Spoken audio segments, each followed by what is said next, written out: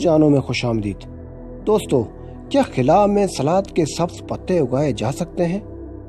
جی ہاں، Frank Mortein, خلائی station پر سبزی کے نام پر سلاد کا پتا اگانے والے شخص کی کہانی۔ خلا بازوں کو خلا میں صحت مند رہنے کے لیے بڑی مقدار میں سبزی کی ضرورت ہوتی ہے، لیکن مدار کے اندر ان کی کاشت کیسے ممکن ہے؟ شاید ایک شخص ہے جس کے پاس اس کا حل موجود ہے۔ فرینک مورٹن آریگون میں اپنے گھر پرواز کرنے سے پہلے نیو یارک میں اپنے دوست کے ساتھ کاشتکاروں اور باورچیوں کے ایک نمائش میں تھے جب ان کے دوست نے کہا، یہ دیکھو، انہوں نے اسپیس اسٹیشن پر لیٹس یا سلاد کا پتا کاشت کیا ہے۔ ان کی دوست نے اپنا موبائل پر اس کی تصویر بھی دکھائی، مگر مورٹن پر اس کا اثر اس وقت ہوا جب انہوں نے ایک رسالے کے اندر خلا میں اگائی گئی لیٹس کی تصویر دیکھی۔ یہ وہی لیٹس تھی جس کو پہلے مورٹن نے سلاد کے مختلف پتوں کے ملاپ سے پیدا کیا تھا اور پھر اس کے بیج بازار میں فروخت کیے تھے۔ اس کا نام انہوں نے آؤٹریجیس رکھا تھا۔ چند سال بعد انہی بیجوں کا تجربہ خلا میں کیا گیا۔ انہوں نے لیٹس کی کاشت کو اپنا پیشہ بنا لیا ہے اور ان کے تیار کردہ لیٹس کا خلائی سفر 40 برس قبل اس وقت شروع ہوا تھا جب انہوں نے سبز رنگ کے پتوں میں سرخ رنگ کا ایک پودا دیکھا تھا۔ سن 1981 میں انہوں نے لیٹس اگانے کے کام کا آغاز کیا۔ پہلے انہوں نے 2 مختلف طرح کے لیٹس اگائے۔ جب وہ پک بیج دینے لگے تو انہوں نے کچھ بیج آئندہ فصل کے لیے بچا کر رکھ دیا۔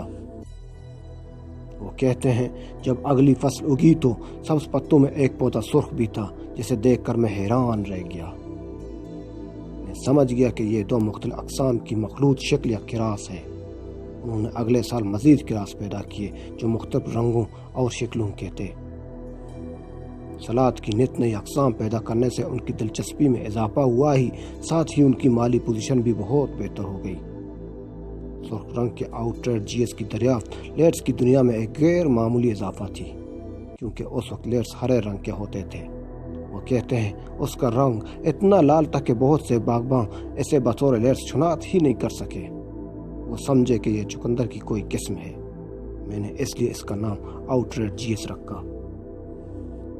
مورٹن نے آؤٹریجیس کا تخم بازار میں فروخت کے لیے پیش کیا جب انہوں نے امریکی خلائی ادارے ناسا کی ایک ٹیم سے رابطہ کیا جس نے آؤٹریجیس کی خلا میں کاشت کی تھی، اور انہیں اس کی ایک اور غیر معمولی خاصیت کا بھی علم ہوا۔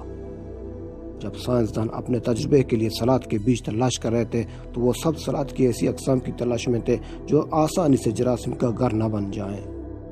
وہ نہیں چاہتے تھے کہ خلا باز خلا کے اندر سلاد کرنے کی وجہ سے پیٹ کے امراض میں مبتلا ہو جائیں۔ یہ خوبی آؤٹریجیس میں موجود تھی۔ آج کل مورٹن سلاد اگانے کے کئی منصوبوں پر کام کر رہے ہیں۔ ان کا کہنا ہے، میں گلاب نما سلاد خریدنا چاہوں گا۔ اس سلسلے میں انہوں نے آئس برگ کی افزائش پر کام شروع کر دیا ہے۔ ان کا کہنا ہے کہ یہ آئس برگ کی طرح ہے، سوائے اس کے کہ باہر سے یہ سرخ ہے، اور میری کوشش ہے کہ اندر سے یہ گلابی ہو۔ میں تو کہوں گا کہ میرے پاس لیٹس کی بہت خوبصورت اقسام موجود ہوں۔ دوستو، اسی کے ساتھ ہم اپنے ویڈیو کا اختتام کرتے ہیں۔